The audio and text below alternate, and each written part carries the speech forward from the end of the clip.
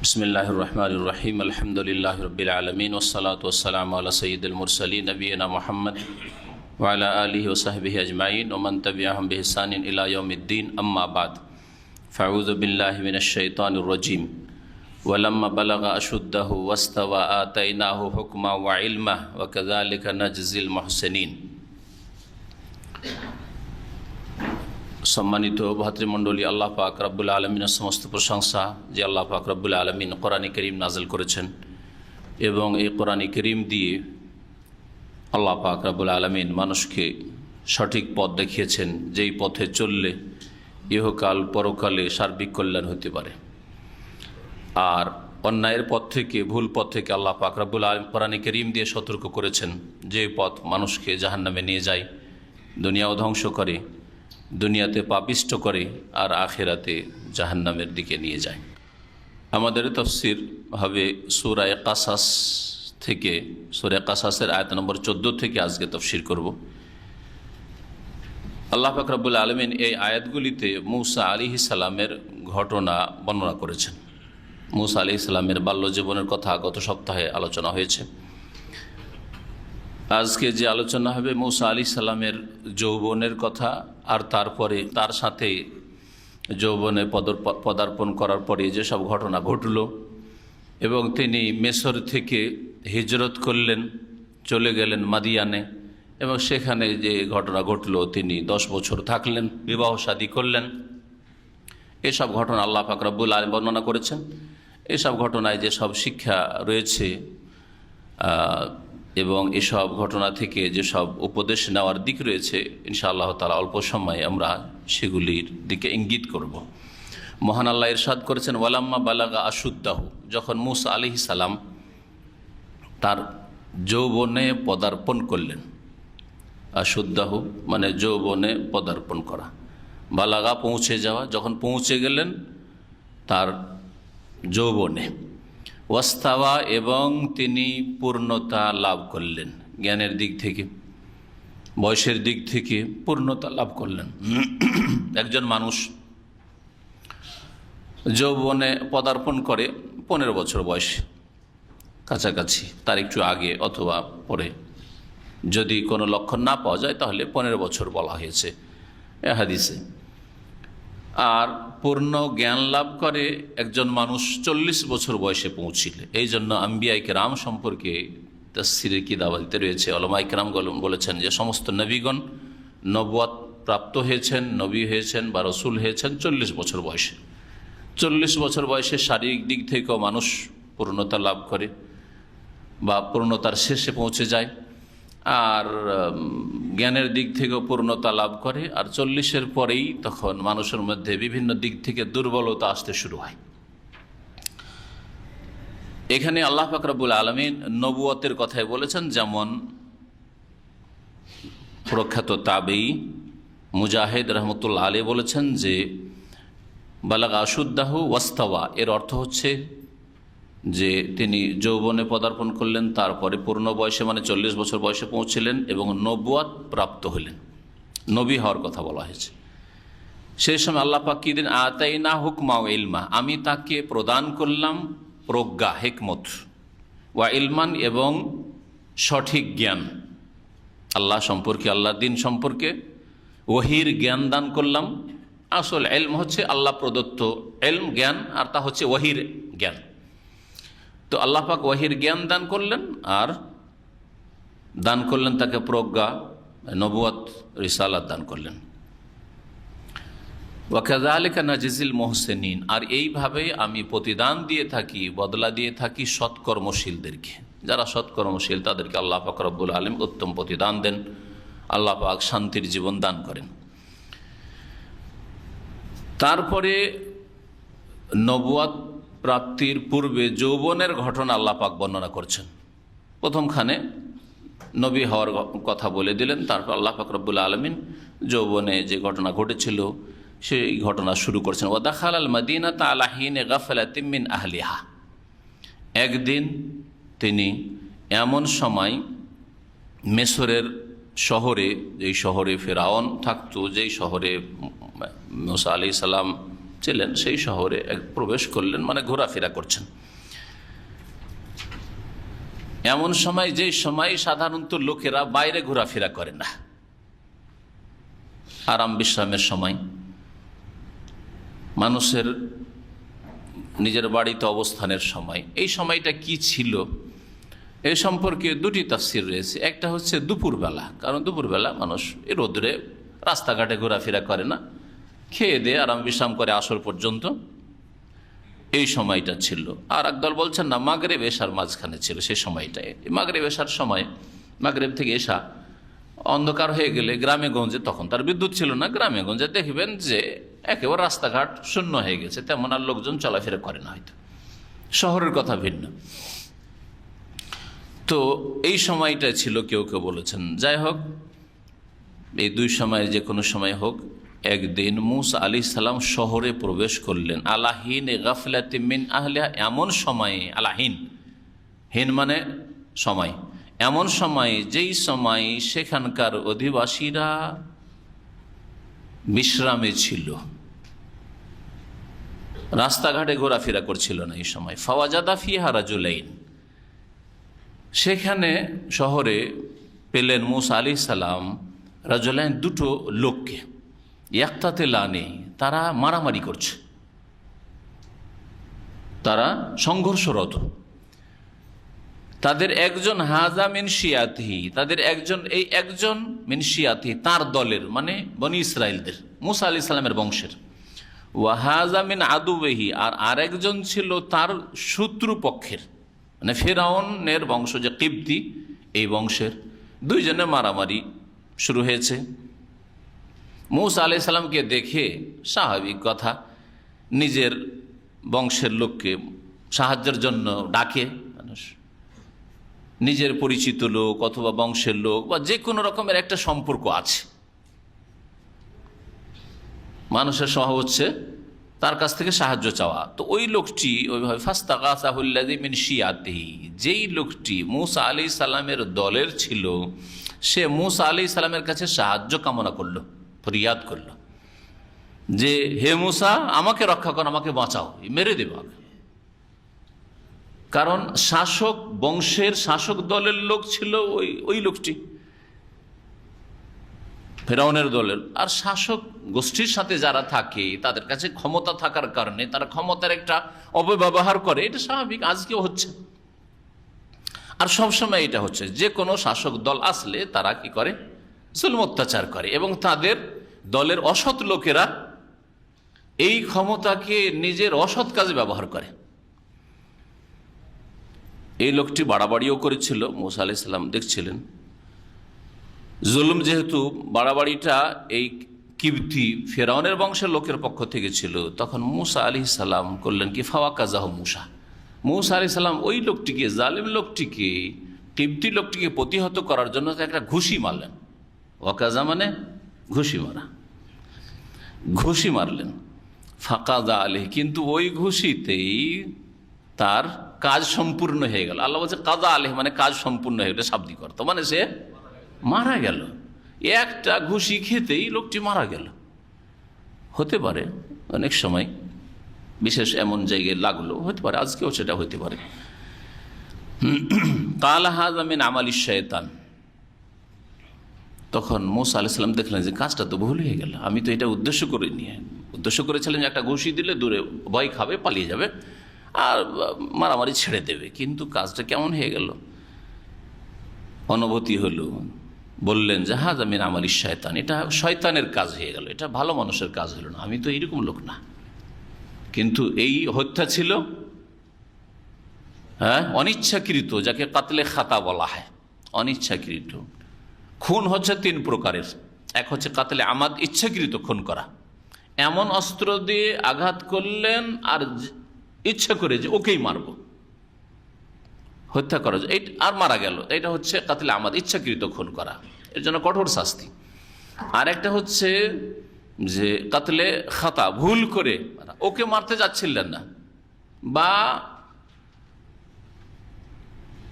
এমন কিছু দিয়ে মারেননি যাতে সাধারণত মরে যেতে পারে, তো এইটাকে দুই ভাগে ভাগ করেছে। একটা হচ্ছে কাতলে খাতা, মানে আপনি মারছিলেন হয়তো অন্য কিছু, পাখি শিকার করছিলেন, গাছে একটা পাথর মেরেছিলেন একটা ফল পাড়ার জন্য, কিন্তু লেগে গেল, এক মানুষ মারা গেল।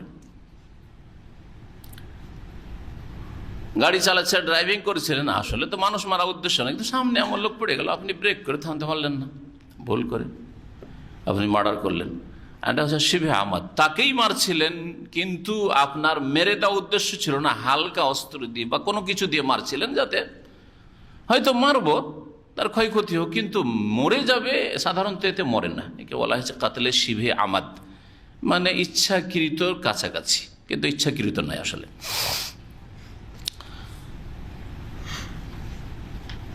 এই সব প্রকারের খুনের ক্ষেত্রে বিধিবিধান রয়েছে, যা কোরআনে কারীমের আয়াতে আল্লাহ পাক রব্বুল অন্য জায়গায় বর্ণনা করেছেন।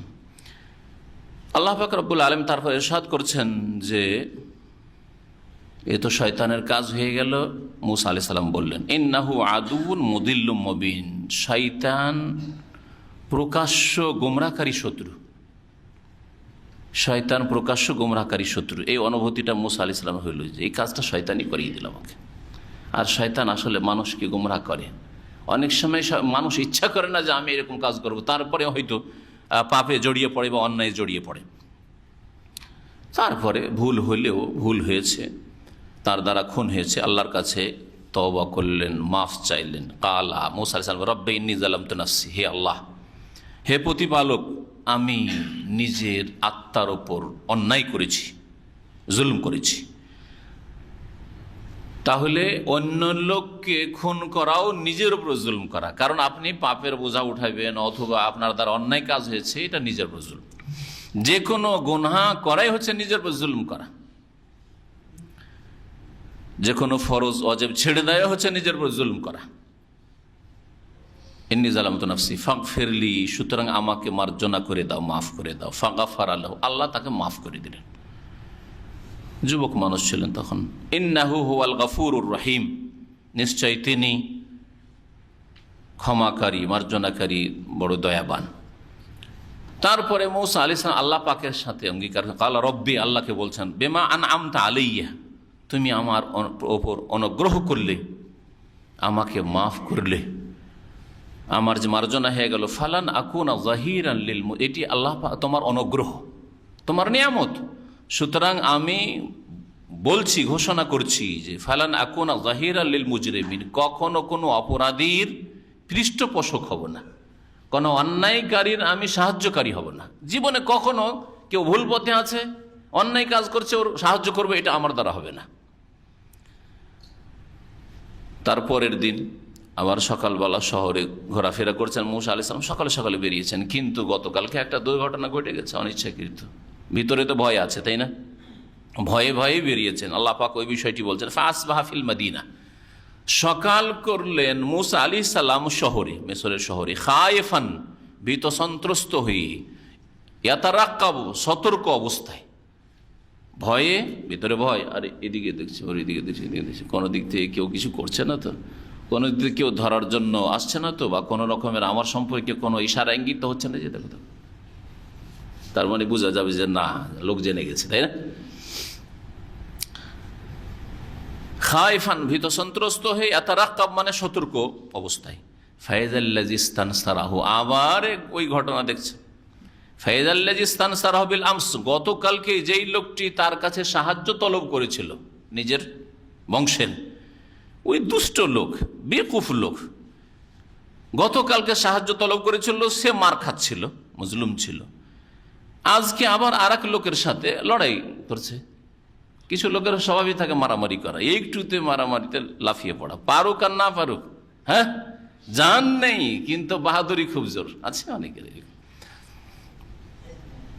ফাইজাল্লাযী ইস্তানসারাহু বিল আমস, গতকালকে যে লোকটি সাহায্য তলব করেছিল, ইয়াস্তাসরিখুহু, মূসা আলাইহিস সালামকে চিৎকার করে ডাকছে সাহায্যের জন্য, যে মূসা বাঁচাও, বাঁচাও, রক্ষা করো, রক্ষা করো। কালা লাহু মূসা, মূসা আলাইহিস সালাম তাকে দেখে বললেন, ইন্নাকা লাগাওয়িয়্যুন মুবিন, তুমি স্পষ্টই বেকুফ লোক, গুমরাহ লোক, বড় খারাপ লোক তুমি। আরে কারো সাথে লড়াই হইতে পারে অনিচ্ছাকৃত, একদিন হইতে পারে, কালকেও লড়াই, আজকেও লড়াই, তার মানে তোমারও দোষ আছে, তাহলে তুমি ভালো মানুষ না। ইন্নাকা লাগাইয়ুম মুবিন। এ কথা বলাতে চোরের মন পুলিশ পুলিশ, তাই না? মুসা আলাইহিস সালাম যে ওকে একটু ধমক দিলেন, হ্যাঁ, যে তুমি বড়ই কিন্তু বেকুফ লোক, বড় খারাপ লোক তুমি, লাগাইয়ুম মুবিন, এই কথাতে ভাবলো যে আজকে মনে হয় আমাকে মারবে। কালকে এক ঘুষিতে মেরেছে ওই ফেরাউনিকে, ফেরাউনের বংশের লোকে, আমাকে আজকে মারবে। আর এতেই তার সন্দেহ হয়ে গেল। তখন মুসা আলাইহিস সালাম আসলে তাকে মারতেও চাননি, বরং জুলম বাড়াবাড়ি হচ্ছিল। আর এক কিবতির পক্ষ থেকে, ফেরাউনের বংশের লোকের পক্ষ থেকে তাকে ধরতে যাচ্ছিল, ধরে থামিয়ে দেব, মারামারি করতে দেব না। ফালাম্মা আরাদা আন ইয়াবতিশা বিল্লাযী হুয়া আদুউল্লাহুমা, যখন ইচ্ছা করলেন মুসা আলাইহিস সালাম ওই লোকটিকে ধরার, বাতাসা ইয়াবতিশ মানে ধরা, ধরার ইচ্ছা করলেন ওই লোকটিকে, যেই লোকটি ছিল উভয়ের শত্রু, দুইজনের শত্রু, মুসারও শত্রু আর মুসার বংশের ওই যে ইসরায়েলি ওরও শত্রু, তার মানে অন্য পক্ষের, অন্য বংশের লোক, ফেরাউনের বংশের লোক, ওকে আসলে ধরে থামাইতে চাইলেন মুসা আলাইহিস সালাম। তখন কালা ওই ইসরায়েলি লোকটি, মুসা আলাইহিস সালাম বংশের লোকটি বলছে, ইয়া মুসা, হে মুসা, ওর সন্দেহ হয়ে গেছে, মনে হয় আমাকে মারবে। আতুরিদ আন তাকতুলানি কামা কাতালতা নাফসান বিল আমস, গতকালকে একটা লোককে তুমি মেরেছো, ওই রকমই আমাকে আজকে খুন করতে চাও নাকি? আতুরিদ আন তাকতুলানি, আমাকে আজকে খুন করতে চাও, কামা কাতালতা নাফসান বিল আমস, যেমন গতকালকে একটা লোককে খুন করেছো। এ কথা বলাই ওই ফেরাউনের বংশে যে লোকটি মারামারি করছিল, ও তো বুঝলো কালকের ঘটনা তো মুসাই ঘটিয়েছে, রাজ ফাঁস হয়ে গেল, জানাজানি হয়ে গেল। ছুটলো ওই ফেরাউনের বংশের লোক ফেরাউনের দরবারে খবর দেওয়ার জন্য, আরে জানেন, জানেন কালকে যে খুনের ঘটনা ঘটেছে ওটা মুসাই ঘটিয়েছে, মুসাই মেরেছে। ইন তুরিদু ইল্লা আন তাকুনা জাব্বারান ফিল আরদ, ওই ইসরাইলি বেকুফ মুসা আলাইহিস সালামকে বলছে যে মনে হচ্ছে যে তুমি পৃথিবীতে স্বেচ্ছাচারী হতে চাও। ইন তুরিদু, তুমি আর কিছু চাও না, এটা নাফিয়া, ইন মানে না, ইল্লা আন তাকুনা জাব্বারান ফিল আরদ, এই পৃথিবীতে মিশরে মনে হয় তুমি স্বেচ্ছাচারী হতে চাও। ওমা তুরিদু আন তাকুনা মিনাল মুসলিহিন, আর মানুষের মধ্যে তুমি মীমাংসাকারী হতে চাও না। মুসা আলাইহিস সালাম সেখান থেকে চলে গেলেন। ওয়াজা রাজুলুম মিন আকসাল মদিনা, খবর পৌঁছে গেল ওইদিকে ফেরাউনের দরবারে। ফেরাউন সাথে সাথে অর্ডার দিল যে ধরো, কোথায় মুসা আসে, তলাশ করো। ফেরাউনের দরবারে একজন লোক ফেরাউনের বংশেরই ছিল, কিন্তু সে ঈমান নিয়ে এসেছিল। তাফসীরকাররা বলেছেন যে সে মুসা আলাইহিস সালামের প্রতি ঈমান নিয়ে এসেছিল, সে ছিল তৌহিদবাদী, সে ফেরাউনের ধর্ম ভালোবাসত না। অথবা আরেক দল বলছেন না, সে ঈমান নিয়ে আসেনি, মুমিন ছিল না, কিন্তু ভালো মানুষ ছিল, হিতাকাঙ্ক্ষী ছিল, যে মুসার মতো ভালো মানুষটাকে ফেরাউন আজকে ধরে খুন করে দেবে। ভিতর ভিতর হিতাকাঙ্ক্ষী ছিল এই লোকটি মুসা আলাইহিস সালামের। ওয়াজা রাজুলুম মিন আকসাল মাদিনাতি ইয়াসা, শহরের এক প্রান্ত থেকে একজন লোক দৌড় দিয়ে ছুটে আসলো, ইয়াসা ছুটে আসলো, ওই লোকটি হিতাকাঙ্ক্ষী লোকটি। কালা এসে বলল, ইয়া মুসা, হে মুসা, তুমি ঘোরাঘুরি করছো এখানে, ইন্নাল মালা ইয়াতামিরুনা বিক, পরিষদগণ, এই ফিরাউনের সংসদ সদস্যরা, ইয়াতামিরুনা বিকা, তোমার ব্যাপারে সলা পরামর্শ করছে। এ তামারা ইয়াতামিরু মানে পরামর্শ করা, আবার এর আরেকটি অর্থ হয় ষড়যন্ত্র করা, সেটাও এখানে হইতে পারে। সংসদের লোকেরা ষড়যন্ত্র করছে তোমাকে মারার জন্য, ষড়যন্ত্র পরামর্শ করে, কুপরামর্শের নামই ষড়যন্ত্র, তাই না? কি জন্য তারা পরামর্শ করছে? লিয়াকতুলুকা, তোমাকে খুন করার জন্য, হত্যা করার জন্য, যে তুমি নাকি এরকম কাজ করেছো, তোমাকে দৌড়তে পাঠাচ্ছে এক করি, কিন্তু এ ছুটে এসছে দৌড়, আর শর্টকাট রাস্তা দিয়ে এসছে তাড়াতাড়ি যাতে করে মুসা আলাইহিস সালামকে সতর্ক করে দিতে পারে। ফখরুজ, সুতরাং তুমি মিশর থেকে বেরিয়ে পড়ো, মিশরে থাকলে তোমার জান বাঁচবে না। ইন্নী লাকা মিনান নাসিহিন, নিঃসন্দেহে আমি তোমার হিতাকাঙ্ক্ষী। ফাখারাজা মিনহা খায়ফান ইয়াতারাক্কাব, মূসা আলাইহিস সালাম বেরিয়ে পড়লেন মিসর থেকে বা ওই শহর থেকে, খায়ফান ভীত সন্ত্রস্ত হয়ে, ইয়াতারাক্কাব সতর্ক অবস্থায়, এদিক ওদিক তাকাত, তারাক্কাব ইয়াতারাক্কাব মানে এদিকে সেদিকে তাকানো, সতর্ক হয়ে সজাগ হয়ে ভীত সন্ত্রস্ত অবস্থায় বেরিয়ে পড়লেন মূসা আলাইহিস সালাম। কালা, আর আল্লাহ পাকের কাছে দোয়া করেন, রব্বে নাজ্জিনি মিনাল কওমিজ জালিমিন, হে আমার প্রতিপালক, জালেম সম্প্রদায় থেকে আমাকে রক্ষা করো। আল্লাহ তুমি আমাকে রক্ষা করো, বাঁচাও, না হলে এই ফিরআউনের জুলুম থেকে আর মনে হয় বাঁচবো না। ওয়ালাম্মা তাওয়াজ্জাহা তিলকা মাদিয়ান, যাবেন কোথায়? বেরিয়ে পড়লেন। তাফসীরকাররা কেউ কেউ বলেছেন যে আল্লাহ পাক রব্বুল আলামিন ফেরেশতাকে মানুষের রূপে পাঠিয়ে রাস্তা দেখিয়েছিলেন, অথবা যেভাবে হোক না কেন বা এমনিতেই যেদিকে দুই চোখ যায়, যেমন অনেক সময় মানুষ যখন বিপদে পড়ে যেদিকে দুই চোখ যায় আল্লাহ বাঁচাবে, বেরিয়ে পড়ি। আর হয়তো আল্লাহ তৌফিক দিলেন, এমন জায়গায় গিয়ে পৌঁছে গেলেন ভাগ্যে চক্রে যে আপনি সুরক্ষিত স্থানে পৌঁছিতে পারলেন, বেঁচে গেলেন, সেটাও হইতে পারে। কোরআন আয়াতে এই বিষয়গুলি নেই, তবে তার বেরিয়ে পড়ার কথা এবং কোথায় গেলেন তার কথা রয়েছে। আল্লাহ বলছেন ওয়ালাম্মা তাওয়াজ্জাহা তিলকা মাদিয়ান, যখন তিনি অভিমুখী হলেন। তাওয়াজ্জাহ মানে রওয়ানা হয়ে যাওয়া, অভিমুখী হন। যখন মূসা আলাইহিস সালাম রওয়ানা হয়ে গেলেন তিলকা মাদিয়ান, মাদিয়ানের উদ্দেশ্যে, কালা, তখন আল্লাহ পাকের কাছে আশা করলেন, আসা রব্বি আন ইয়াহদিয়ানি সাওয়া আস-সাবিল, আমি আশা করি আল্লাহ পাকের কাছে, আমার রবের কাছে, যে আমাকে সঠিক সরল পথ দেখাবেন। ঈমান আমলের ক্ষেত্রে সঠিক সরল পথ দেখাবেন, আর দুনিয়ার ক্ষেত্রেও নিজের সুরক্ষা হেফাজতের জন্য আল্লাহ সঠিক পথ দেখাবেন। চলতে চলতে তাফসীরকাররা অনেকে বলেছেন 7 দিন ধরে পায়ে হেঁটে পৌঁছিলেন মাদিয়ানে। ওয়ালাম্মা ওয়ারাদা মা মাদিয়ান, আর যখন তিনি অবতরণ করলেন, পৌঁছিলেন মাদিয়ানের পানির কাছে, মানে মাদিয়ানের পানির ঘাটে। ওয়ারাদা ঘাটে নামাকে বলা হয়, এই জন্য মৌরেদ বলা হয় ঘাটকে। নদীর ঘাট হোক আর অন্য কোনো ঘাট হোক, সাধারণত আমরা নদীর ঘাটে ব্যবহার করি, তাই না? নদীর ঘাটে যেখানে লোকেরা নামে বা গোসল করে ইত্যাদি, পানি নেই। ওয়ালাম্মা ওয়ারাদা মা মাদিয়ান, মাদিয়ানের পানির ঘাটে যখন নামলেন, অথবা কূপ ছিল, কূপের কাছে, সেটাই তাদের জন্য ছিল পানির স্থান, নামলেন। ওয়াজাদা আলাইহি উম্মাতাম মিনান নাস, তখন একদল মানুষকে দেখতে পেলেন মূসা আলাইহিস সালাম, ইয়াসকুন, যে তারা পানি পান করাচ্ছে তাদের জন্তুকে, বকরি ছাগলকে।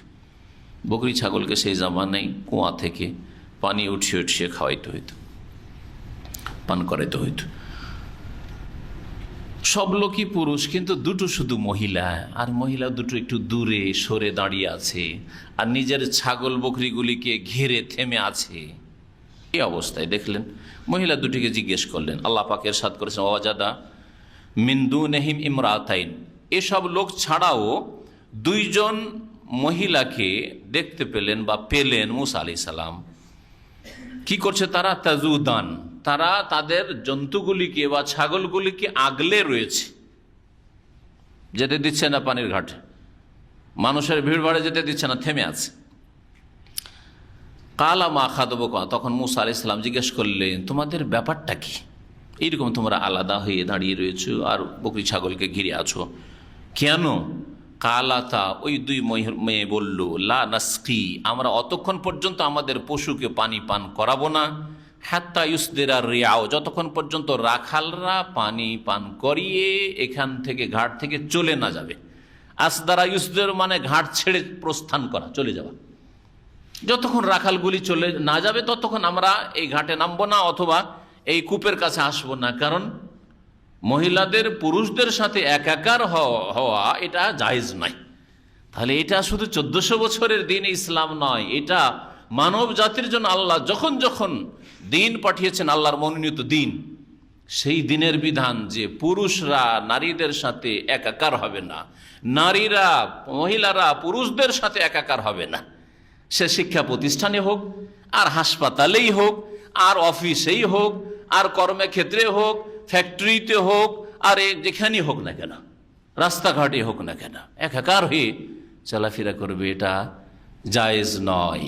এটা হচ্ছে বড়ই ফিতনা, এটা হচ্ছে জেনার নিকটবর্তী হওয়া, জেনার রাস্তা খুলে দেওয়া, যেখানেই সহশিক্ষা রয়েছে, যেখানে একসাথে চাকরি করা রয়েছে অফিসে, অফিসার আর তার সেক্রেটারি হচ্ছে মহিলা, মন্ত্রীজি আর তার সেক্রেটারি হচ্ছে পিএ সিএ অমুক হচ্ছে মহিলা, সেখানে ফিতনা ছাড়া কিছু নেই। ডাক্তার পুরুষ ডাক্তার আর তার জন্য লেডি নার্স, লেডি ডক্টর আর তার জন্য হচ্ছে পুরুষ মেল নার্স, যেখানে এইরকম রয়েছে আল্লাহ পাক রব্বুল আলামিনের পক্ষ থেকে সেখানে এই জেনার পাপের আযাব এসছে, আর সেই জাতি ধীরে ধীরে ধ্বংসের দিকে গেছে।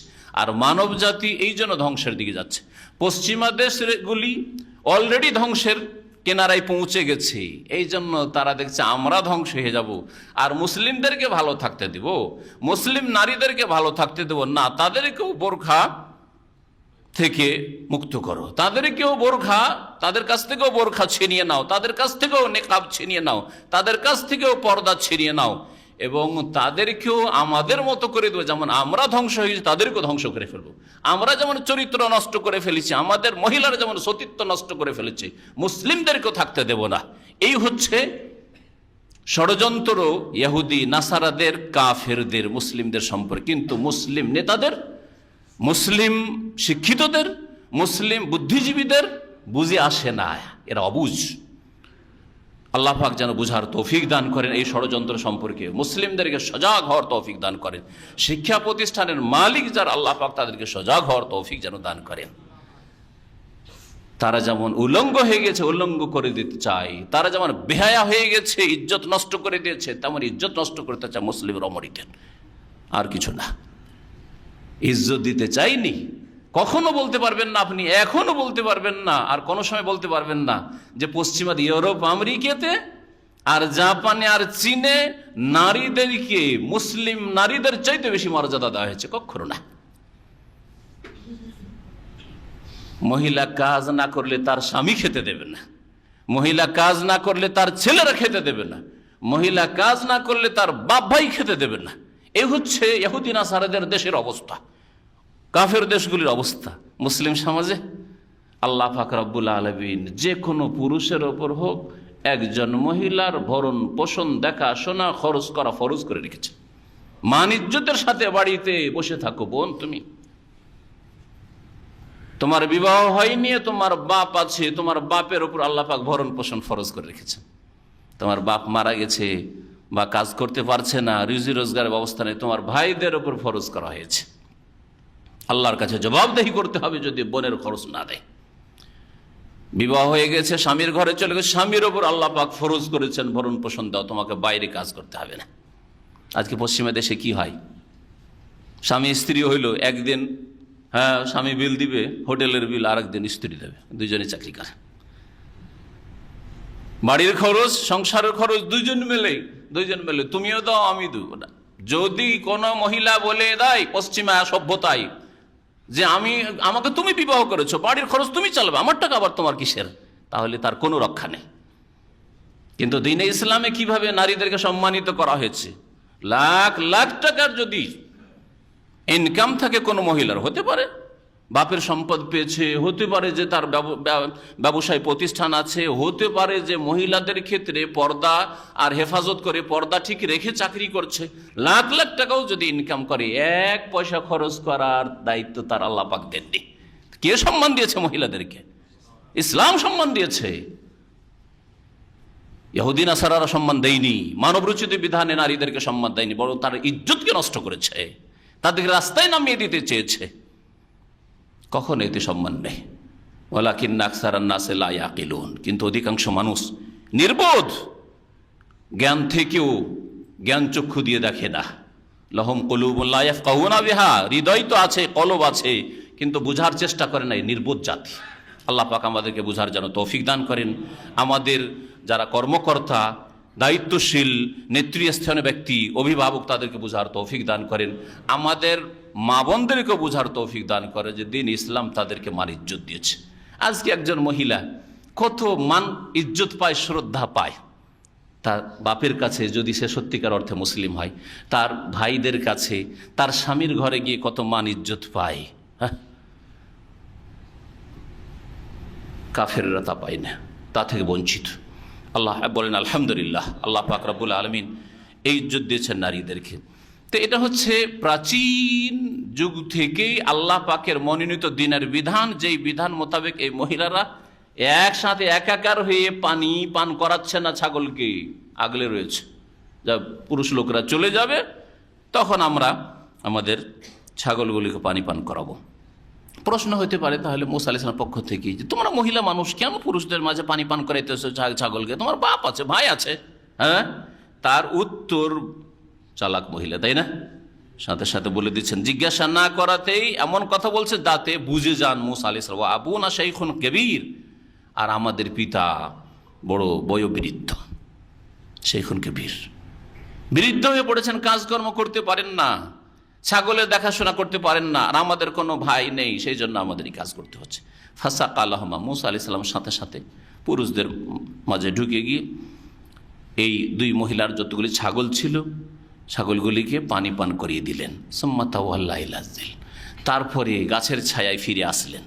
ফাকালা, আর আল্লাহ পাকের কাছে দোয়া করলেন, রব্বি ইন্নী লিমা আনজালতা ইলাইয়া মিন খাইরিল ফাকির, হে আমার প্রতিপালক, ইন্নী লিমা আনজালতা ইলাইয়া, আমার জন্য যা তুমি আকাশ থেকে রিজিক হিসাবে নামিয়েছ, মিন খাইরিন, কল্যাণ আমার নামে নামিয়েছ, যে মুসা তোর ভাগে এতটা রিজিক আছে, যে কল্যাণ, যে রিজিক আমার জন্য উপজীবিকা নামিয়েছ, আমার জন্য নির্ধারিত রেখেছ, ফকির, তার মুখাপেক্ষী হয়েছি, তার ভিখারি হয়েছি, তার ভিখারি হয়েছি, প্রয়োজন পড়েছে আল্লাহ, না খেয়ে আছি কয়েকদিন থেকে, রাস্তাঘাটে কিছুই খাবার তিনি পাননি, অনাহারে আছেন।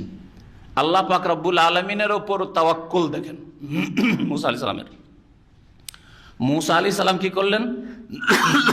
ওই মহিলাদের কাছে চাইতে পারতেন যে বাবা রে, বাড়ি থেকে তোমার আব্বাকে বলো যে আমি না খেয়ে আছি কয়েকদিন থেকে, যাতে করে কিছু খাবার আমাকে দেয়, বলতে পারতেন। না, আল্লাহর উপর ভরসা, আল্লাহর ভরসা।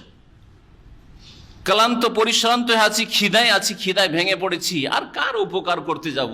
পানি এই বালতিতে ভরে ভরে পানি উঠাবো, এত কষ্ট করব, কি বা প্রয়োজন? সেটা করলেন না, পরোপকারী হইলেন, অন্যের সাহায্য করলেন। অন্যের সাহায্য করলে রিজিকে বরকত হয়। হ্যাঁ, আল্লাহর উপর তাওয়াক্কুল ভরসা করলে আল্লাহ রিজিকের দ্বার খোলেন। ওমাই ইয়াতাওয়াক্কাল আলাল্লাহ ফাহুয়া হাসবুহু, যেই ব্যক্তি আল্লাহর উপর আস্থা ভরসা করে আল্লাহ তার জন্য যথেষ্ট হয়। কিন্তু কর্ম করে, কর্ম করে, কর্ম করলেন, মানুষের উপকার করলে মানুষ উপকার করে, এটা হচ্ছে মানুষের স্বভাব।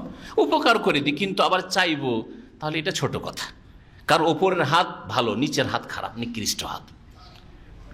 এই মহিলাদেরকে বলবো যে আমাকে একটু খাওয়া দাওয়ার ব্যবস্থা দিও, এটা নিচের হাত, আমার নিচের হাত যেন না হয়। নবী করিম সাল্লাল্লাহু আলাইহি ওয়াসাল্লামের হাদিস, আলিয়াদুল উলিয়া খায়রুম মিন আলিয়াদিস সুফলা, ওপরের হাত নিচের হাতের তুলনায় ভালো, নিচের হাতের তুলনায় ভালো। কখনো হাত পাতার চেষ্টা করবেন না, কখনো এই চেষ্টা করবেন না যে এই লোক তো ভালো, বা এই সংস্থা এটা তো ভালো, আমার যে কোম্পানি আছে সে তো ভালো, যে কোনো সময় যদি হেল্প চাই, যে আমার স্ত্রী অসুস্থ আছে, আমার বাপ মা অসুস্থ আছে, আমার ট্রিটমেন্ট ইত্যাদি এইসব যদি বলি, বালা মুসিবত আছে, চিকিৎসার প্রয়োজন, তাহলে মাঝে মধ্যে বিভিন্ন লেবারকে সাহায্য করে, সুতরাং আমিও করি। এইরকম স্বভাব অনেকের আছে। এইরকম কাজ কখনো করবেন না, তাহলে আল্লাহ পাক রব্বুল আলামিনের সাহায্য উঠে যাবে। আল্লাহর উপর ভরসা করলেন না, মানুষের কাছে চাওয়া শুরু করলেন। অনেক সময় চাওয়া জায়েজ হইলেও জায়েজ কাজ থেকে বাঁচতে হয় অধিক তাকওয়া অর্জন করার জন্য। আল্লাহ ভীরুতার পূর্ণ দাবি হচ্ছে যে আপনার যেখানে চাওয়া বৈধ সেখানেও চাইবেন না, অভাব আছে প্রকাশ করবেন না। ধার খরচটা পেয়ে গেলে আমি এই কাজটা সেরে নিতে পারতাম, 50% আছে, 60% আমার কাছে আছে, 10,000 আছে, আর 5,000 হইলে হয়ে যায়, না আমি চাইবো না, দেখি এটাই দিয়ে কাজ করি।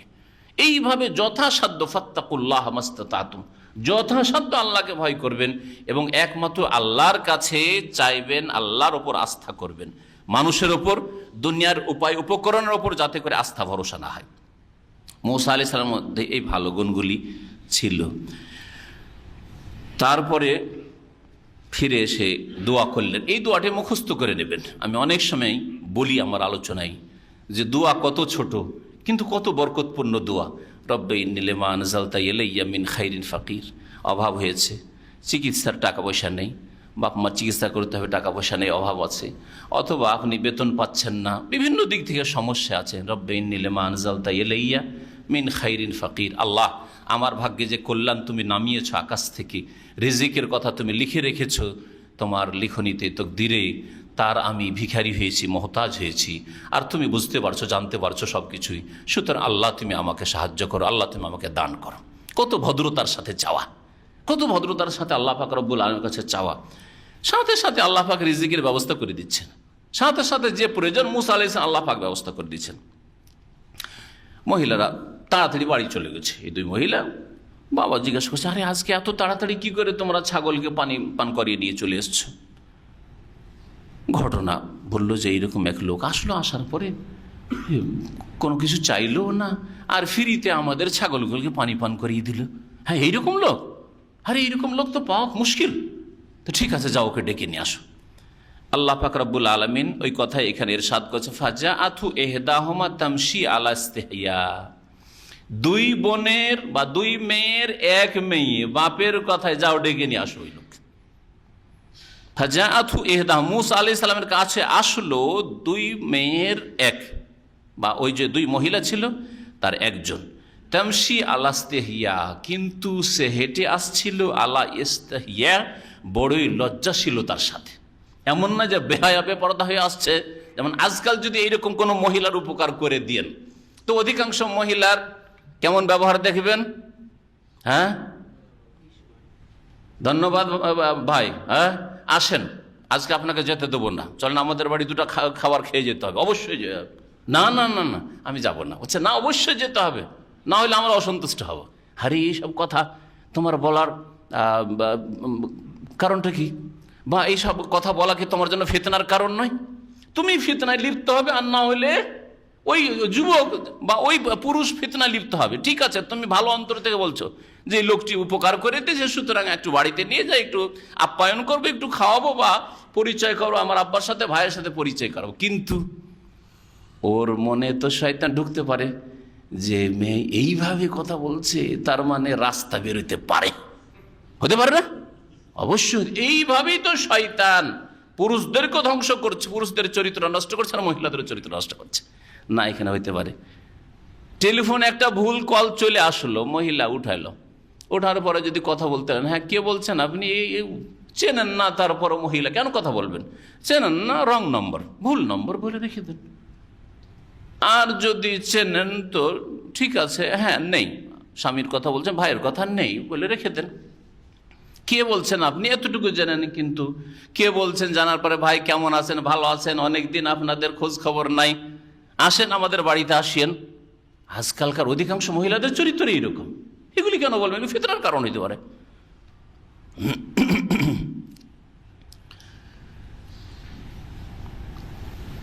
তারপরে হেঁটে আসেন বড়ই লজ্জার সাথে, মানে ও চলা দেখে বোঝা যাচ্ছে যে বড়ই লজ্জাশীলা মহিলা। এইভাবে তিনি এসে বলছেন, কালাত বলছেন, ইন্না আবি ইয়াদউক, আমার আব্বা আপনাকে ডাকছেন, ডেকে পাঠিয়েছেন। কেন? লিয়াজজিয়াকা আজরা মা সাকাইতা লানা, এই জন্য যে যাতে করে আপনি আমাদের ছাগলকে যে পানি পান করালেন এর পারিশ্রমিক তিনি দিতে পারেন। পারিশ্রমিক দেওয়ার জন্য আপনাকে ডেকে পাঠালেন আমার আব্বা। এই হলে একটা কথা, কত সুন্দর কথা। আর এই কথাটা যদি অন্যভাবে বলা হতো যে ভাই আপনি আমাদের ছাগলগুলোকে পানি পান করালেন, সুতরাং চলেন আমাদের বাড়ি চলেন, বাপই পাঠিয়েছে হয়তো, কিন্তু আমার আব্বা ডেকেছে, এই কথা না বলে যদি বলতে চলেন আমাদের বাড়ি চলেন, কারণ আপনি যে মেহনত পরিশ্রমটা করে দিয়েছেন ওর জন্য আপনাকে কিছু দেওয়ার প্রয়োজন রয়েছে, চলেন আমাদের বাড়ি চলেন। দুটো কথায় পার্থক্য আছে না নেই? পার্থক্য, অনেক পার্থক্য আছে। যদি কোনো যুবতী কোনো পুরুষকে বলে চলেন আমাদের বাড়ি চলেন, তো আশেপাশে যারা শুনবে তারা বলছে ব্যাপার কি, মহিলা বাড়ি ডাকছে পুরুষকে, বলবে না বলবে না? হ্যাঁ, তারপর এই ভঙ্গিমাতে ডাকলে ওই পুরুষ আকৃষ্ট হইতে পারে, চলেন আমাদের বাড়িতে চলে, মহিলাই ডাকছে হয়তো। এটা ট্যাক্সি ড্রাইভার কোনো মহিলা কাস্টমার চেপেছে, আর তারপরে বাড়ির গেটে গিয়ে দেখলো যে ট্যাক্সির ড্রাইভারটা তো ভালোই লাগলো, ব্যবহার চরিত্র। ভাড়াটা দেওয়ার পরে বলছে যে আসো আমাদের বাড়িতে খাবার দাবার আছে, তোমাকে একটু দিই। যদি ডাকি, তুই ট্যাক্সি ড্রাইভার তো অনেক কিছু কল্পনা করে ফেলবে যে আমাকে ডাকছিল হয়তো অসৎ উদ্দেশ্যে, তাই না? এই জন্য এইরকম ডাকা মহিলাদের পক্ষ থেকে কোনো পুরুষকে অপছন্দনীয়, আপত্তিকর। হয়তো তার অন্তরে সত্যতে আছে, সে ভালো মনে রাখছে, বাড়িতে ভালো ভালো খাবার আছে, আরে বেচারা বিদেশি মিসকিন, নাকি খাবারটা একটু দিয়ে দিই।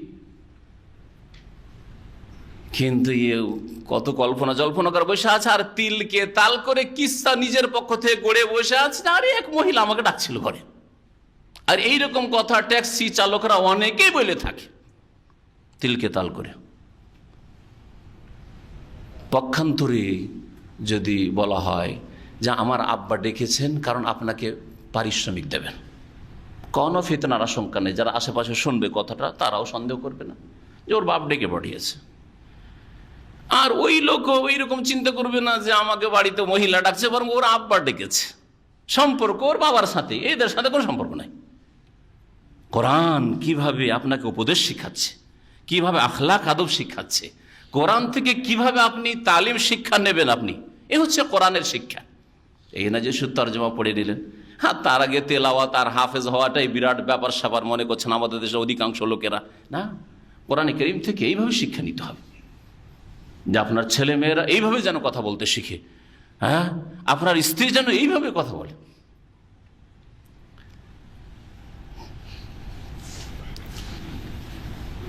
ইন্না আবি ইয়াদউক, আমার আব্বা আপনাকে ডাকছেন, লিয়াজজিয়াকা আজরামা সাকাইতা লানা, আমাদের ছাগলকে যে আমাদের স্বার্থে পানি পান করিয়েছেন তার পারিশ্রমিক দেওয়ার উদ্দেশ্যে। ফালাম্মা জাআহু, অতঃপর যখন মূসা আলাইহিস সালাম ওর বাবার কাছে, মানে ওই মহিলার, দুই মহিলার বাবার কাছে, শুআইব ছিল তার নাম, শুআইব তিনি নবী, যে প্রসিদ্ধ কোরআনে কারিমে শুআইব আলাইহিস সালাম একটি তাফসির, আর অনেক তাফসিরকাররা বলেছেন না, শুআইব নামক অন্য কোনো নাম মানুষ ছিল, তিনি শুআইব নবী না। অর্থাৎ মূসা আলাইহিস সালামের যে পরে বিবাহ হইল ওই দুই মেয়ের এক মেয়ের সাথে, আর মূসা আলাইহিস সালাম জামাই হলেন, শুআইব আলাইহিস সালাম নবীর জামাই নন, বরং তিনি জামাই হয়েছেন অন্য কোনো ব্যক্তির, যার নাম শুআইব। আল্লাহু আলাম, আল্লাহ ভালো জানেন। আল্লাহ পাক ইরশাদ করছেন, যখন মূসা আলাইহিস সালাম তার কাছে পৌঁছিলেন, ওয়াকাসসা আলাইহিল কাসাস, আর পুরো ঘটনা বিবৃত করলেন, যা ঘটেছে মিশরে, যা ঘটেছে, ভুলবশত খুন হয়ে গেছে, মিশর থেকে তিনি পলায়ন করে এসেছেন, এসে পৌঁছেছেন ফেরাউনের জুলম অত্যাচারের ভয়ে। কালা, তখন শুআইব বললেন, লা তাখাফ, আর কোনো ভয় করিও না, কোনো ভয় নেই, আর নাজাউতা মিনাল কওমিজ জালিমিন, জালেম সম্প্রদায় থেকে তুমি রক্ষা পেয়ে গেছো, রেহাই পেয়ে গেছো। কারণ এটা হচ্ছে আলাদা দেশ, আর এই দেশে ফেরাউনের কোনো ক্ষমতা নেই, রাজত্ব নেই, সুতরাং এখানে ফেরাউন পৌঁছিতে পারবে না।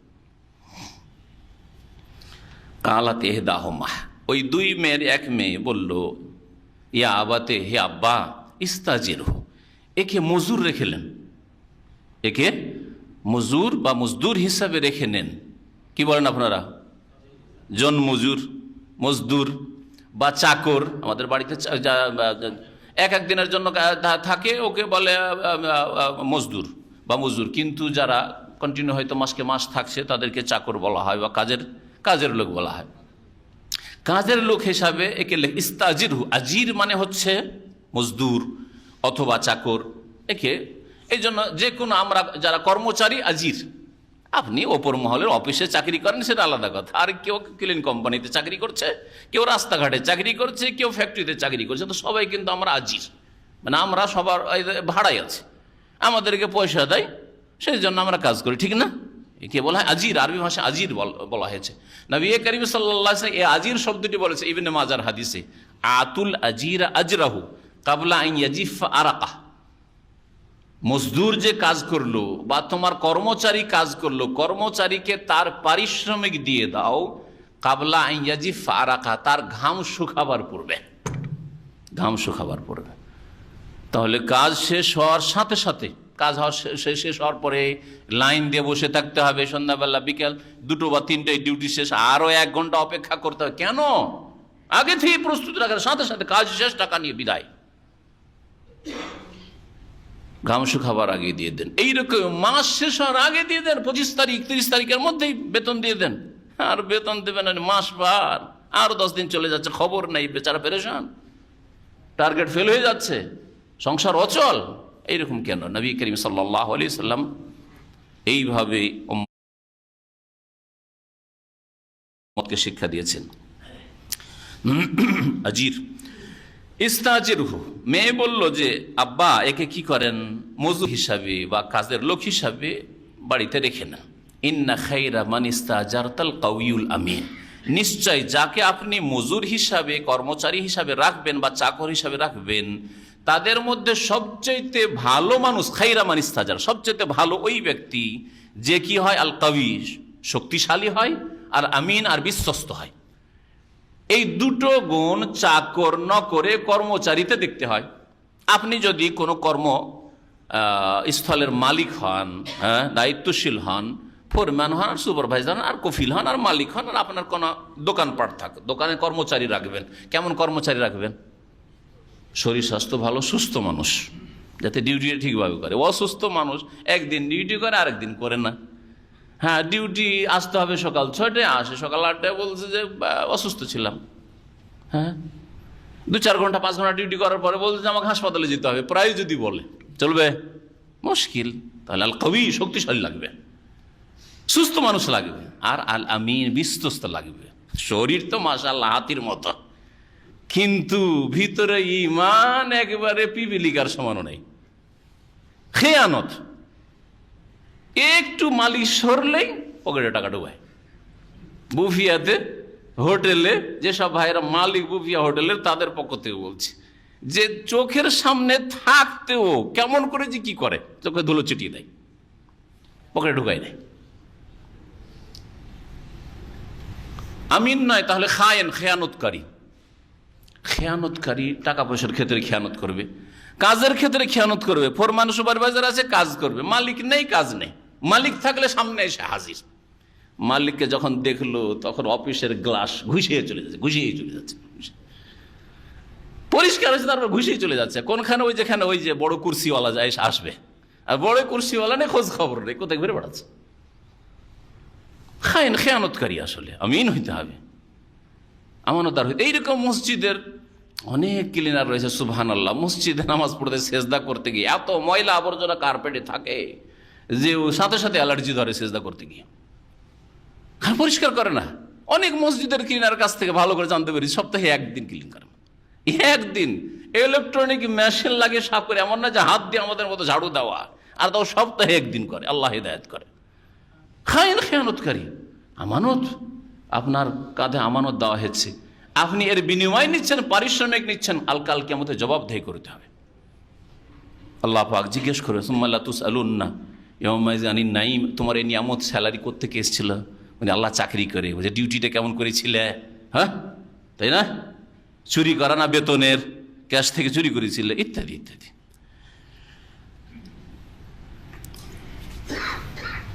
নবী করিম সাল্লাল্লাহু আলাইহি ওয়াসাল্লাম বলছেন, আল মুমিনুল কাউয়্যু খায়রুন ওয়া আহাব্বু ইলাল্লাহি মিনাল মুমিনিদ দাইফ। যেই মুমিন শক্তিশালী, সুস্থ, সেই ব্যক্তি দুর্বল মুমিনের চাইতে ভালো। তাহলে সুস্থতা আর শক্তিশালী হওয়া, শারীরিক শক্তি আর মানসিক শক্তি অনেক সময় আছে, শরীরে শক্তি আছে, গায়ে শক্তি আছে, কিন্তু মনে শক্তি নেই। অলসের রাজা, নিজের শরীর নিয়ে উঠতেই, মাঝে মাঝে দেখবেন কিছু লোককে একটা কাজের কথা বললেন, এটা করো, ওর উঠতে আর নিয়ে আসতে, ওখানে যেতে তার আগে আপনি নিয়ে নিতে পারতেন। হয় যে একে না বলা এটা ভালো ছিল, আমার নিজে নয় ভালো ছিল, তাই না? টেলিফোন করে ডাকলেন, এসো, আসছে 5 মিনিট 10 মিনিট পর আসছে, অথচ আসতে ওকে 1 মিনিটও লাগবে না। তো ওর চাইতে ভালো হচ্ছে নিজেই কাজটা করে নাও। যেই মমিন শক্তিশালী, সে দুর্বল মমিনের চাইতে ভালো। অফি কুল্লিন খায়র, তবে মমিন যদি হয় তো ওর মধ্যে কল্যাণ আছে, একেবারে না নয়। দুর্বল বেচারা অসুস্থ থাকে, কিন্তু মমিন ইমানদার মানুষ, আল্লাহ ভীরু মানুষ, তাহলে তার মধ্যে অফি কুল্লিন খায়র, কল্যাণ আছে। যাই হোক, ফিরে আসি আমাদের তাফসীরের দিকে। আল্লাহ পাক রব্বুল আলামিন ইরশাদ করছেন যে ওই মহিলা দুইজনের একজন বলল যে, হে আব্বা, একে মজুর রেখে নেন কেন?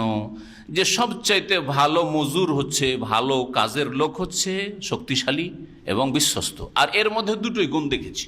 পানি উঠাবার সময় বা পানি পান করাবার সময় দেখলাম যে কোনো রকমের ক্লান্তি নাই। বালতি উঠাতে গিয়ে দুর্বল আর সবল বোঝা যায়। একটা ভারী বালতি উঠাতে গিয়ে যদি কাত হয়ে যান তাহলে দুর্বল মানুষ, তাই না? কিন্তু বোঝা সোজা সোজা হয়ে আপনি বালতি উঠাচ্ছেন বা ভারী জিনিস উঠাচ্ছেন, তার আছে, গায়ে শক্তি আছে, বোঝা যায়, তাই না? আমানতের কথা কি করে বুঝলেন? না এমনিতে আবেগে মহিলা বলেছিল? না, আবেগে মহিলা বলেননি আমানতের কথা। যখন মুসা আলাইহিস সালামকে সাথে নিয়ে, মুসা আলাইহিস সালাম তো রাস্তা চেনে না, ওই মহিলার বাবার বাড়ি, মহিলার বাড়ি যেতে হবে, তো যাচ্ছে, তো সামনে মহিলা যাচ্ছে, যাতে করে রাস্তাটা দেখানো সম্ভব হয়। মুসা আলাইহিস সালাম বললেন যে এক কাজ করো, তুমি পিছনে হয়ে যাও, সামনে থাকে না। মহিলা সামনে থাকলে ফিতনা। সামনে মহিলা চলছে আর আপনিও পিছনে চলছেন, ইমানদার মানুষ আপনি লজ্জা পাবেন। এই সামনে সামনে একটা মহিলা হাঁটছে আর পিছনে পিছনে হাঁটছেন, সরে যান, আপনি এদিক ওদিক হয়ে যাও, হয় আগে হয়ে যান একটু স্পিড দেওয়ার, না হলে সাইড সাইড হয়ে যাও। মুসা আলাইহিস সালাম বললেন ইশারা করে, দেখো তুমি পিছনে চলে আসো, আর পিছনে এসে তোমার কথা বলার কোনো প্রয়োজন নেই। যখন দেখবে যে দুটো রাস্তা, এদিকে ওইদিকে রাস্তা, তখন একটা পাথর মারবে, এইদিকে পাথর মারলে বুঝবে না এইদিকে যেতাম, ওইদিকে পাথর মারলে বুঝবে ওইদিকে যেতাম। ওকে, আমার সাথে তো কথা বলার কোনো প্রয়োজন নেই, আর তোমার এই সামনে থাকবে এটাও কোনো প্রয়োজন নেই। এই আচরণ মুসা আলাইহিস সালামের দেখে বড়ই আমানতদার লোক, একেবারে মায়ের মতো বোনের মতো নজরে দেখে, তো খুব ভালো মানুষ, আমানতদার মানুষ। আর খেয়ানতকারী প্রতিবেশীর বউ কেমন, ও দেখার চেষ্টা করবে জানালা দিয়ে, বাইরে কখন বেরোলো, কিচ্ছু খোলা নেই, চোখটা খোলা আছে, ওখানে দেখার চেষ্টা করবে কালো না সারা। হ্যাঁ, আর যদি দেখতে না পাই, তো কিছু লোকের এরকম চরিত্র আছে, ওর স্ত্রীকে জিজ্ঞেস করে যে অমুকের বউটা কেমন রে, লম্বা, দেখতে সুন্দরী, রংটা কেমন, তোমার মতো না তোমার চাইতে ফর্সা? হাউজুবিল্লাহ, অমুকের বউ দেখা, অমুকের মেয়ে কেমন, এইটা আপনার জিজ্ঞাসা করার কি প্রয়োজন? আমানত নেই, খেয়ানত হলে বাস্তব, এগুলি বাস্তব। আপনার মধ্যে খেয়ানত আছে, কেন অপরের মেয়ে, অপরের স্ত্রী সম্পর্কে জানবেন যে কালো না ধলো, এসব জানবেন কেন?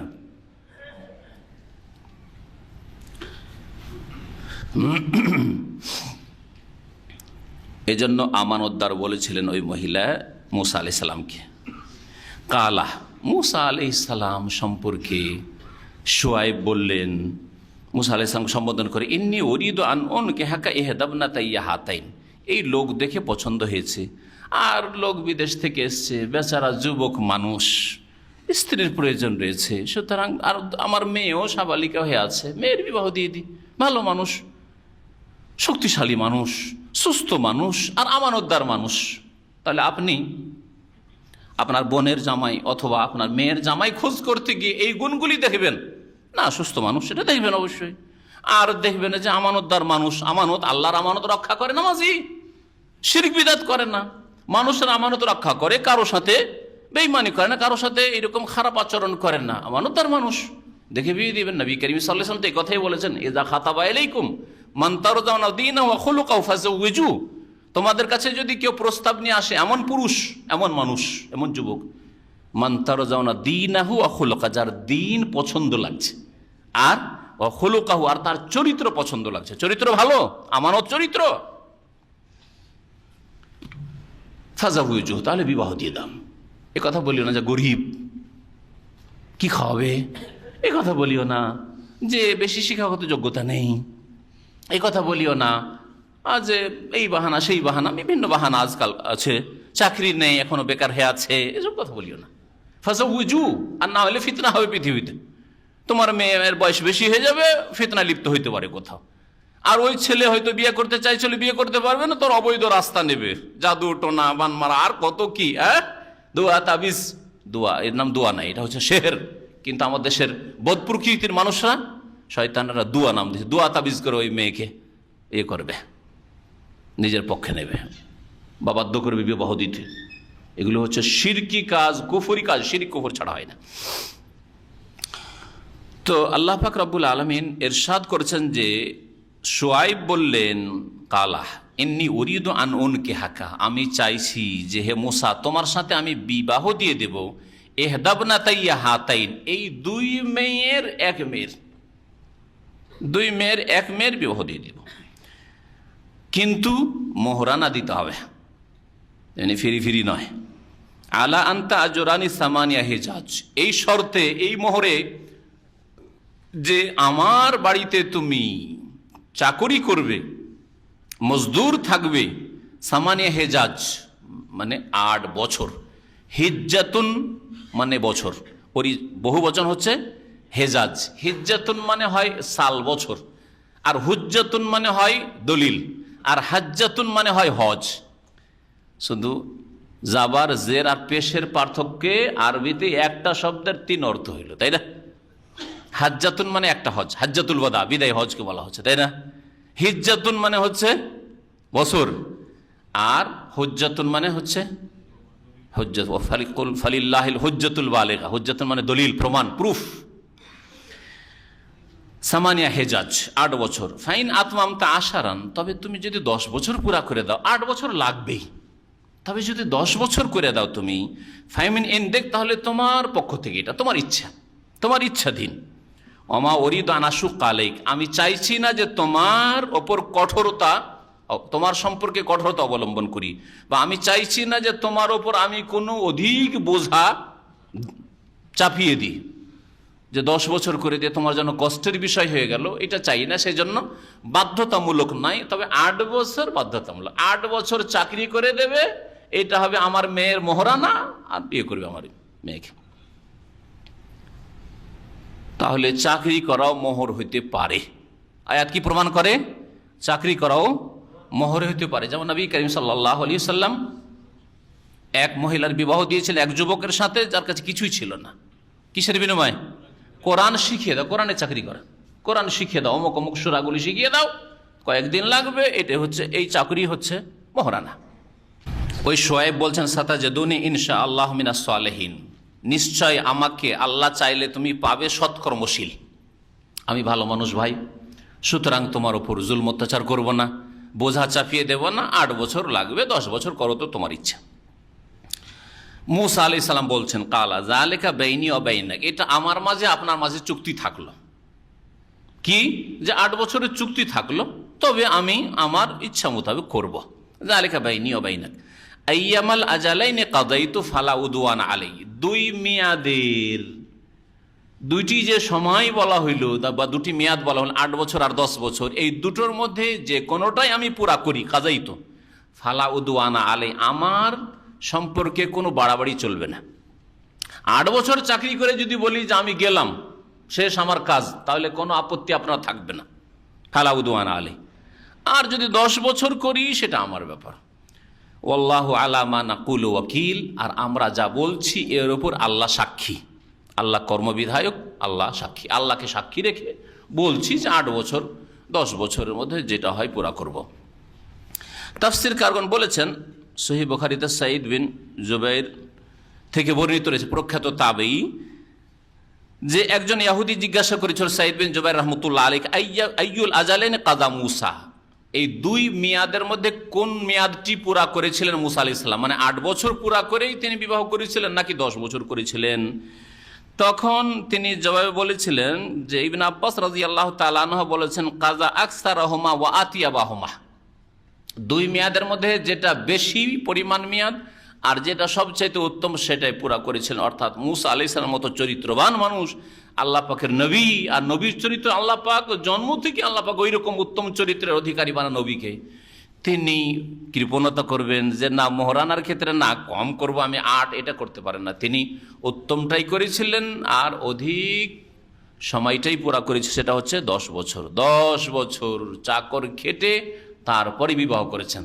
আর আজকে মুসলিম সমাজের হিন্দু সভ্যতার অনুসারীরা বিবাহ করে নিয়ে আসছে একটা মেয়েকে, কত কষ্ট করে মানুষ করলো, মেয়ের বাবা মা বিয়ে করে নিয়ে আসছে, আর তার সাথে 5 লাখ টাকা 10 লাখ টাকা যৌতুক।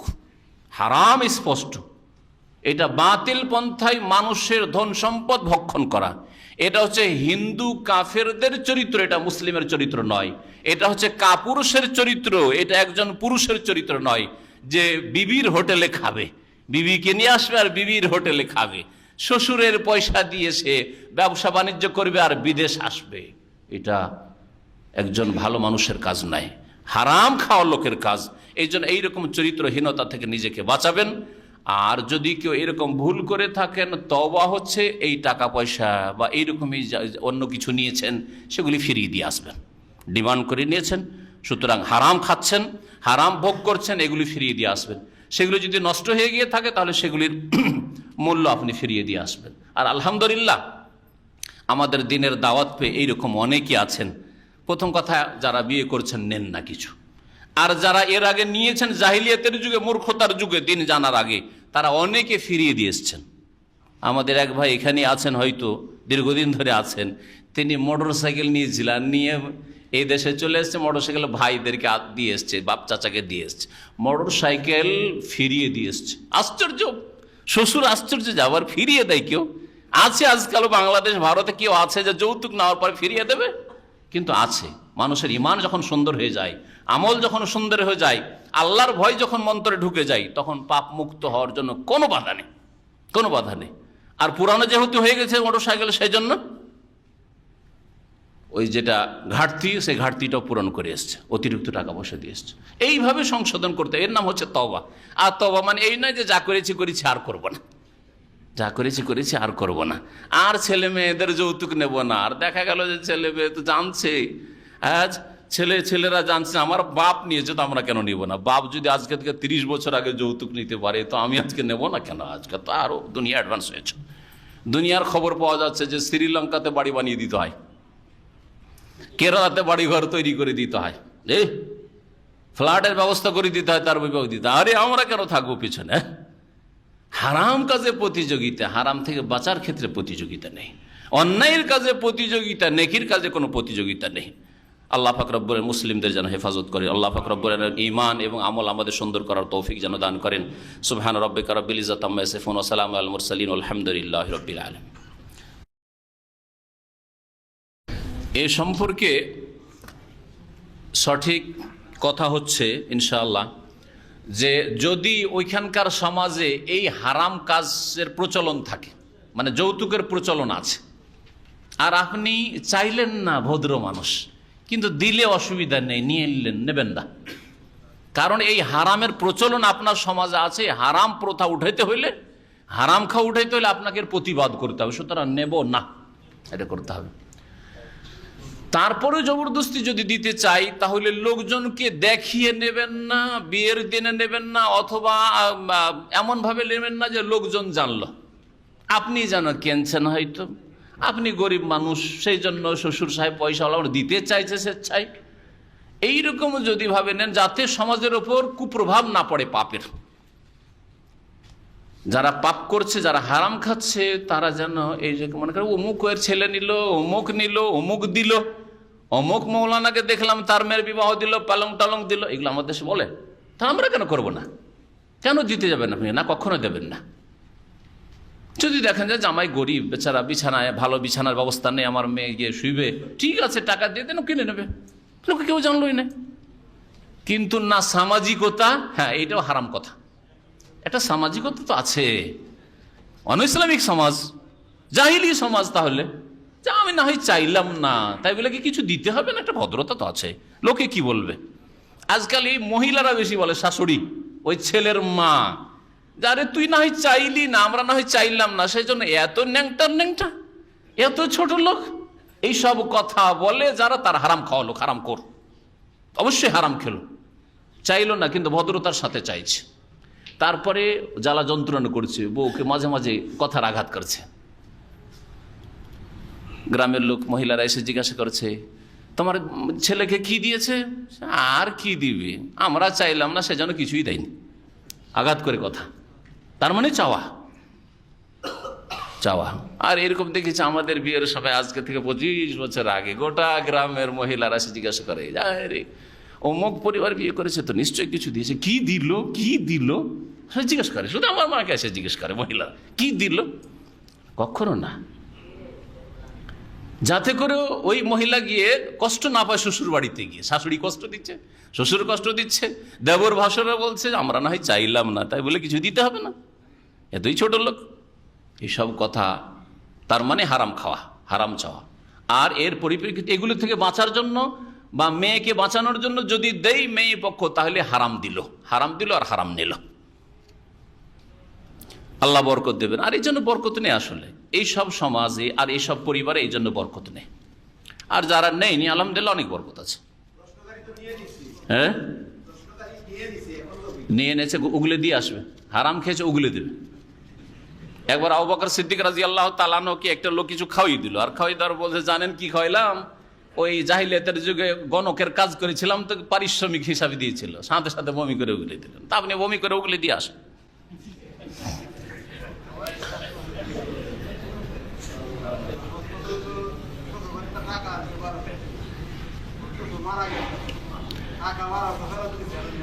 হ্যাঁ, দিয়ে রেখে চলে আসেন। নাই না আবার কি জিনিস, ওকে হাতে ধরিয়ে দিতে হবে? ও বাড়িতে রেখে চলে আসেন। এক ভাই প্রশ্ন করেছেন, এক ব্যক্তি আমাকে জাদু করে আমার শারীরিক সমস্যা করে, তার জন্য কিছু করার আছে কি? আপনি জাদুর যে চিকিৎসা আছে, আমাদের একটা বই আছে এখানে, কোরআন সুন্নাহর আলোকে বা কোরআন হাদিসের আলোকে জাদুর চিকিৎসা, ওই বইটাই সব রকমের জাদুর চিকিৎসা লেখা আছে। আপনি ওইগুলি আমল করেন। কোরআন এবং হাদিসে জাদুর চিকিৎসা আছে। শিরক বিদআত দিয়ে শিরক বিদআত দূর করা, শিরক দিয়ে জাদু দূর করা, জাদু দিয়ে জাদু দূর করা জায়েজ নাই।